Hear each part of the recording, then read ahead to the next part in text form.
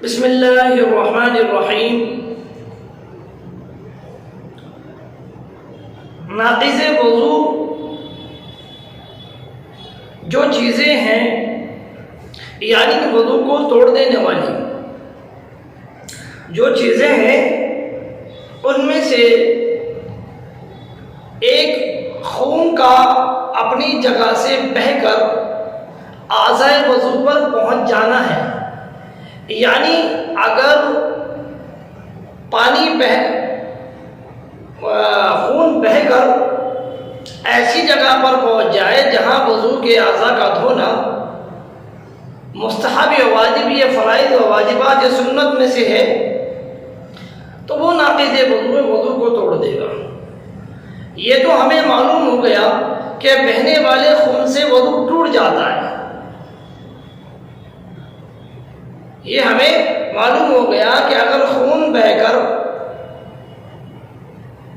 ایسی جگہ پر پہنچ گیا جہاں پر وضو کا اعضاء دھونا ضروری ہے تو وضو توڑ دے گا، وہ خون بہنے والا وضو توڑ دے گا۔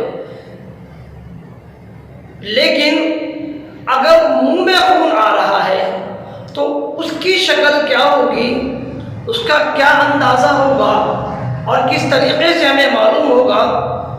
اس میں ہمیں معلوم ہوا کہ خون بہہ کر اعضائے وضو پر پہنچ جائے، لیکن جب اگر منہ میں خون نکلتا ہے تو اس کے اندر تو بہنا نہیں پایا جائے گا، تو لہٰذا اس کا کیسے اندازہ ہوگا کہ ہمارا وضو باقی ہے یا نہیں ہے؟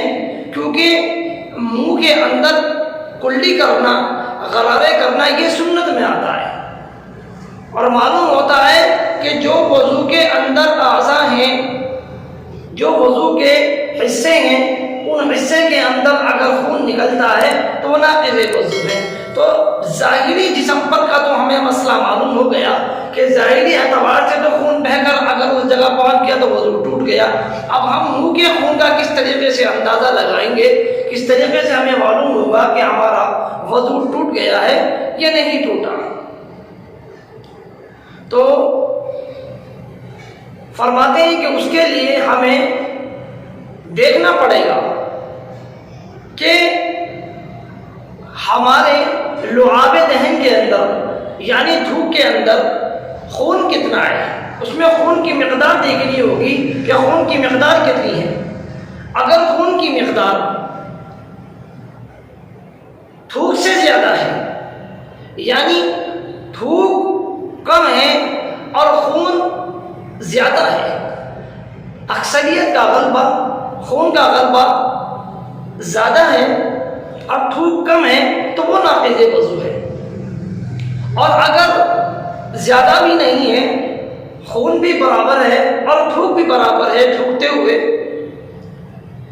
تو اس شکل کے اندر بھی ناقض وضو کہلائے گا جب بھی وضو ٹوٹ جائے گی۔ اگر مثلا کسی آدمی کے داڑھ میں خون نکلا یا مسوڑے میں خون نکلا یا دانت میں خون نکل آیا تو اب وہ جب تھوکتا ہے تو تھوکنے کے اندر اسے لگ رہا ہے کہ خون زیادہ آ رہا ہے، تھوک کا رنگ کم ہے، خون کا رنگ زیادہ ہے، خون غالب آ گیا ہے تھوک کے اوپر، تو اب وہ سمجھ لیں کہ اس کی وضو ٹوٹ گئی۔ لیکن اگر وہ دیکھتا ہے کہ برابر ہے، خون بھی برابر ہے، تھوک بھی برابر ہے، وہ تب بھی یہی مانے گا کہ وضو ٹوٹ گئی۔ لیکن ہاں اگر تھوک زیادہ ہے، لعاب دہن زیادہ ہے اور خون کی مقدار کم ہے تو اس صورت میں وہ ناقض وضو نہیں کہلائے گا۔ تو یہ اندازہ کرنا پڑے گا منہ سے خون آنے کی صورت میں کہ خون زیادہ ہے کہ تھوک زیادہ ہے۔ اگر تھوک زیادہ ہے تو وضو نہیں ٹوٹے گا، اور اگر خون برابر ہے یا زیادہ ہے تو دونوں حالت میں وضو ٹوٹ جائے گی۔ تو اس کا اندازہ ناقض وضو کا اس طریقے سے لگایا جائے گا۔ ہاں لیکن ایک بات کا دھیان رکھیں کہ یہ معاملہ مسوڑے کے خون کا ہے، داڑھ کے خون کا ہے۔ اگر خون داڑھ میں سے یا مسوڑوں میں سے یا دانت سے نکل رہا ہے تو یہ مقدار جب ناپی جائے گی۔ اگر اس سے الگ خون نکل کر آتا ہے حلق سے نکلتا ہے یا کہیں اور سے نکل کر کٹ کے نکلتا ہے تو اس صورت کے اندر یہ مقدار نہیں ناپی جائے گی، وہ خون جیسا بھی نکلے گا وہ ناقض وضو کہلائے گا. سمجھ گئے؟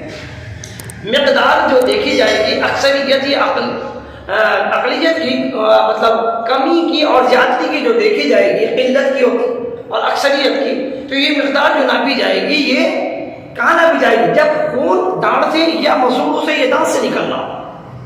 اگر ان چیزوں سے الگ حلق سے آ رہا ہے یا کلے سے آ رہا ہے یا کہیں اور سے آ رہا ہے، دانت اور مسوڑوں سے الگ اگر ہٹ کے خون آ رہا ہے تو اب مقدار نہیں دیکھی جائے گی، اب وہ بہصورت مطلقاً ناقض وضو کہلائے گا.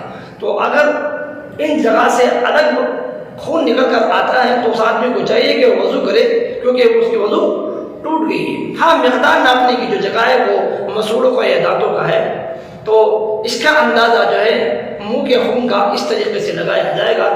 اس کو ذہن نشی کریں اور یاد بھی رکھیں اور دوسروں کو بھی بتائیں. اگر یہ چیز ہمیں معلوم ہو گئی اور وہ دو آدمی کے سامنے ہمارے ذکر ہو رہا ہے تو اس چیز کا ذکر کر دینا چاہیے کہ بھائی ناقض وضو ہے، وضو ٹوٹ گیا ہے.